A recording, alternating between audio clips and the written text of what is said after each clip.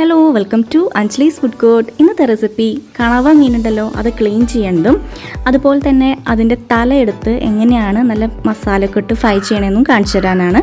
അപ്പോൾ പലർക്കും അറിയുന്നതായിരിക്കും, അറിയാത്തവർക്കായിട്ടാണ്. തലയൊക്കെ ചിലർ ക്ലീൻ ചെയ്യുമ്പോൾ കളയലാണ് പതിവ്. ഇനി അത് കളയേണ്ട ആവശ്യമില്ല, ഇതുപോലെ അങ്ങോട്ട് വറുത്തെടുക്കാം നമുക്ക്. ഇതാണ് നമ്മളുടെ കണവ എന്ന് പറയുന്ന മീൻ. കണവ എന്ന് പറയും, കൂന്തൽ എന്ന് നമ്മളുടെ ഇവിടെ പറയും കേട്ടോ. അതുപോലെ തന്നെ സ്ക്വിഡ് എന്ന് എല്ലാവർക്കും അറിയാലോ. അപ്പോൾ ഇതിൻ്റെ തല ഇങ്ങനെ പതുക്കെ അങ്ങോട്ട് വലിച്ചെടുക്കുക. നല്ല എളുപ്പമാണ് ഇത് ക്ലീൻ ചെയ്തെടുക്കാൻ. എന്നിട്ട് അതിൻ്റെ ഉൾഭാഗത്ത് ഇതുപോലൊരു പ്ലാസ്റ്റിക് പോലെ സംഭവം ഉണ്ടാവും, അതും റിമൂവ് ചെയ്യണം. ഒരു മുള്ളാണത്. ഇനി നഖം വെച്ചിട്ട് പതുക്കെ ഈ സ്കിന്ന് ഇങ്ങോട്ടും അങ്ങോട്ട് വലിച്ചെടുത്തിട്ടുണ്ടെങ്കിൽ ആ സ്കിന്ന് പെട്ടെന്ന് തന്നെ ഊരിപ്പോരും. കണ്ടില്ല, ചിലവർ ഇതിൻ്റെ സ്കിന്ന് കളയാറില്ല കേട്ടോ, അല്ല ഈ തൂല് കളയാറില്ല. അപ്പോൾ നിങ്ങൾക്കിത് കളയണമെന്നുണ്ടെങ്കിൽ കളയാം. ഇതിന് വല്ല ദോഷമുണ്ടോ എന്ന് വെച്ചാൽ എനിക്കറിയില്ല കേട്ടോ. കാര്യമായിട്ട് വല്ല കയ്പോ വല്ല വിഷാംശം ഉണ്ടോ എന്നൊക്കെ അറിയില്ല, ഞങ്ങൾ കളയാറുണ്ട്. അപ്പോൾ ഈ ഒരു വൈറ്റ് കളറായിട്ട് നമുക്ക് കിട്ടും, നല്ല വൈറ്റായിട്ട് ഇങ്ങനെ കിട്ടും. അപ്പോൾ ഇങ്ങനെയാണ് നമ്മൾ സാധാരണ എടുക്കാറ്. എന്നിട്ട് ഇതിങ്ങനെ റൗണ്ടായിട്ട് കട്ട് ചെയ്യും. എന്നിട്ട് ഇറച്ചി വെപ്പാണ് വെക്കൽ. അപ്പോൾ ഇതിൻ്റെ ഉള്ളിലത്തെയും കൂടിയും കളയാനുണ്ട്, അത് ഞാൻ വഴിയെ കാണിച്ചു തരാം കേട്ടോ അങ്ങനെ കളയാന്ന്. അപ്പോൾ ഒന്ന് റെഡിയായി. ഇനി തലയുടെ ഈ ഭാഗം ഉണ്ടല്ലോ, ഈ അടിഭാഗം തലയുടെ ഈ സൈഡിൽ എടുത്തിട്ട് ഇങ്ങനെ പതുക്കെ അങ്ങോട്ട് ആ ഒരു പോർഷൻ അങ്ങനെ കൈ കൊണ്ട് തന്നെ വലിച്ച് കളയാം. അത് നമുക്ക് ആവശ്യമില്ല. ഇത്രയും ഭാഗമാണ് നമുക്ക് ഈ ഒരു ഫ്രൈന് ആവശ്യമുള്ളൂ. നല്ല നീളനായിട്ട് കിട്ടും. അപ്പോൾ അതവിടെ റെഡിയായി. ഒരെണ്ണം കൂടിയും കാണിച്ചു തരാം. തല അങ്ങോട്ട് പൊട്ടിക്കുക, അത് കഴിഞ്ഞിട്ട് ഈ അടിഭാഗം അങ്ങോട്ട് വലിച്ചൂരുക. തല മാത്രം കിട്ടും. ഈ കറുപ്പ് സംഭവത്തിൽ പെശകാണ്, അത് ഞാൻ ക്ലീൻ ചെയ്യുന്നത് എങ്ങനെയാണെന്ന് കാണിച്ചു തരാം. ഇനി ഉള്ളിലത്തെ ആ സ്ട്രിപ്പ് പോലുള്ള സംഭവം അങ്ങോട്ട് എടുക്കുക, തോല് റിമൂവ് ചെയ്യുക. ഇത്രയേ ഉള്ളൂ. എത്ര ഈസി ആയിട്ടാണ് കണവ ക്ലീൻ ചെയ്യുന്നത്. ഇനി നമുക്കത് എങ്ങനെ വേണമെങ്കിൽ കട്ട് ചെയ്തെടുക്കാം. കുറച്ച് വലിപ്പത്തിലോ അല്ലെങ്കിൽ ചെറിയ ചെറിയ റിങ് പോലെ റൗണ്ട് ഷേപ്പിൽ അങ്ങനെ കട്ട് ചെയ്തെടുക്കാം. പിന്നെ ഇത് ഫുള്ള് ഇങ്ങനെ നിറച്ചിട്ട് ഒരു ഫ്രൈ ഉണ്ട്, അതും നല്ല ടേസ്റ്റ്. അതിൻ്റെ ഉള്ളിൽ മസാലയൊക്കെ ഫില്ല് ചെയ്തിട്ട് കേട്ടോ. അപ്പോൾ അത് കഴിക്കാനും നല്ല ടേസ്റ്റ് തന്നെയാണ്.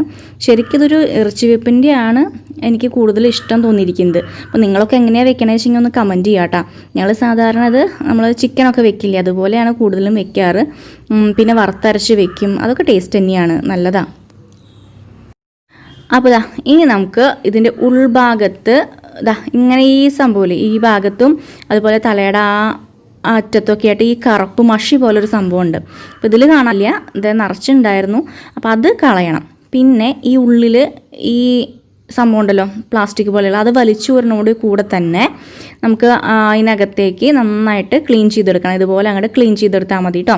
അപ്പോൾ അതിലെ വേസ്റ്റൊക്കെ പുറത്തേക്ക് വരും. പിന്നെ സാധാരണ നമ്മൾ തോലൊക്കെ പൊളിക്കുക. ഉൾഭാഗം ക്ലീൻ ചെയ്യൽ. ഇപ്പം നമ്മളുടെ മീനൊക്കെ നന്നാക്കൽ കഴിഞ്ഞു. അപ്പോൾ ഇതാണ് സംഭവം. തല വേർതിരിച്ചു, അതുപോലെ തന്നെ ആ ബാക്കി ഉടലിൻ്റെ ഭാഗവും. ഇനി നമ്മൾ ഇത് നന്നായിട്ടൊന്ന് വാഷ് ചെയ്തെടുക്കണം. ഈ മഷി പോലെയുള്ള ഭാഗം, ആ ഒരു സംഭവം ഇതിൽ പറ്റി പിടിച്ചിരിക്കുന്നുണ്ട്. അതുപോലെ അതിൻ്റെ ഉള്ളൊക്കെ നന്നായിട്ട് ക്ലീൻ ചെയ്തെടുക്കണം. അപ്പോൾ അത് ക്ലീൻ ചെയ്തെടുക്കട്ടെ കേട്ടോ.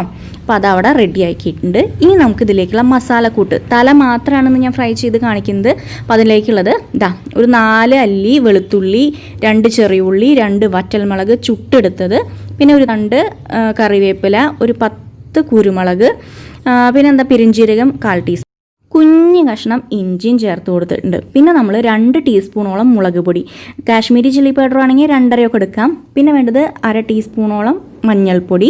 അടുത്ത് ചേർത്ത് കൊടുക്കാൻ പോകുന്നത് ഗരം മസാലപ്പൊടിയാണ്. ഗരം മസാല എന്ന് പറയുമ്പോൾ നമ്മൾ പട്ട, കരയാമ്പൂ, ഏലക്കായ അതൊക്കെ പൊടിച്ചെടുത്ത ഗരം മസാലപ്പൊടി, അതൊരു 2 ടീസ്പൂൺ ചേർത്ത് കൊടുത്തിട്ടുണ്ട്.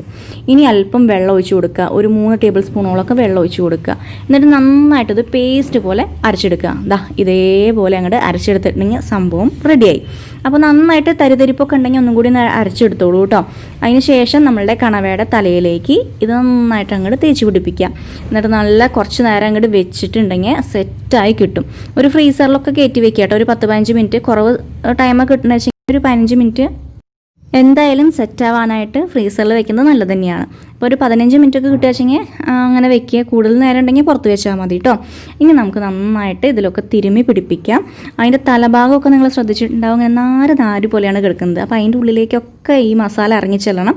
അതുകൊണ്ട് കാര്യമായിട്ട് തന്നെ പരട്ടി കൊടുക്കുക. ഇപ്പോൾ ഒരു അരമണിക്കൂറിന് ശേഷം ഞാൻ അത് ഫ്രൈ ചെയ്തെടുക്കുകയാണ്. എല്ലാ മസാലയും സെറ്റായിട്ടുണ്ട്, കണ്ടില്ലേ. അപ്പോൾ ഇങ്ങനെ ഫ്രൈ ചെയ്യണോടുകൂടെ തന്നെ അതിൻ്റെ നാര് പോലെയുള്ള ഭാഗം ഉള്ളിലേക്ക് ഇങ്ങനെ ചുരുണ്ട് ഇങ്ങനെ കയറും. അത് കാണാൻ തന്നെ ഒരു ഭംഗിയാണ്. ശരിക്കും ജീവനുള്ള പോലെ തോന്നും കേട്ടോ, അങ്ങനെ പെട്ടെന്ന് ഉള്ളിലേക്ക് വലിയുമ്പോഴേ. അപ്പോൾ ഇത് എങ്ങനെ ഫ്രൈ ചെയ്യേണ്ടതെന്ന് വെച്ചിട്ടുണ്ടെങ്കിൽ ഒരു പാൻ വെച്ചിട്ട് അതിലേക്ക് വെളിച്ചെണ്ണയാണ് ഒഴിച്ചു കൊടുത്തിരിക്കുന്നത്. 1.5-2 ടേബിൾ സ്പൂണോളം നമുക്ക് ഇതിന് ആവശ്യമുണ്ട്. അപ്പോൾ അത് ഒഴിച്ചു കൊടുത്ത് ചൂടാകുമ്പോൾ ഓരോന്നോരോന്നായിട്ട് പതുക്കെ ഇതുപോലെ അങ്ങോട്ട് ഇട്ട് കൊടുത്തിട്ടുണ്ടെങ്കിൽ സംഭവം റെഡിയാവും. അതുപോലെ തന്നെ ഒരു 5-6 മിനിറ്റ് എന്തായാലും ഇത് ഫ്രൈ ചെയ്തെടുക്കണം. അതാണ് കറക്റ്റ് വേവിൻ്റെ ടൈം. അങ്ങോട്ടും ഇങ്ങോട്ടൊക്കെ മറച്ചിട്ടിട്ട് ഇങ്ങനെ ഫ്രൈ ചെയ്തെടുക്കുക കേട്ടോ. അപ്പോൾ ദാ ഓരോന്നോരോന്ന് ഇങ്ങനെ പതുക്കെ ഉള്ളിലേക്ക് മടങ്ങണ കണ്ട നല്ല രസമാണ് കാണാൻ. അപ്പോൾ നല്ല ടേസ്റ്റ് തന്നെയാണ് കേട്ടോ ഈ ഒരു എന്താ പറയുക കണവ തലയ്ക്ക്. അപ്പോൾ പലരും ചെയ്യാത്തൊരു കാര്യമായിരിക്കും. അറിയണവർക്ക് അല്ല പറയേണ്ട, അറിയാത്തവർക്കായിട്ടാണ് ഷെയർ ചെയ്യുന്നത്.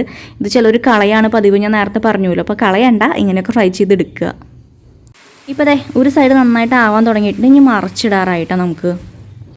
ഇത് ഫ്രൈ ചെയ്തെടുക്കുമ്പോൾ ഒരു കാര്യം ശ്രദ്ധിക്കാനുള്ളത് എന്താണെന്ന് വെച്ചിട്ടുണ്ടെങ്കിൽ ഒരു മീഡിയം ഫ്ലെയിമിൽ വെച്ചോളൂ കേട്ടോ. ഇല്ലെങ്കിൽ എന്താ ഉണ്ടാവുക, കരിഞ്ഞു പോവും, അതിൻ്റെ ടേസ്റ്റ് അപ്പാടെ അങ്ങനെ നഷ്ടപ്പെടും.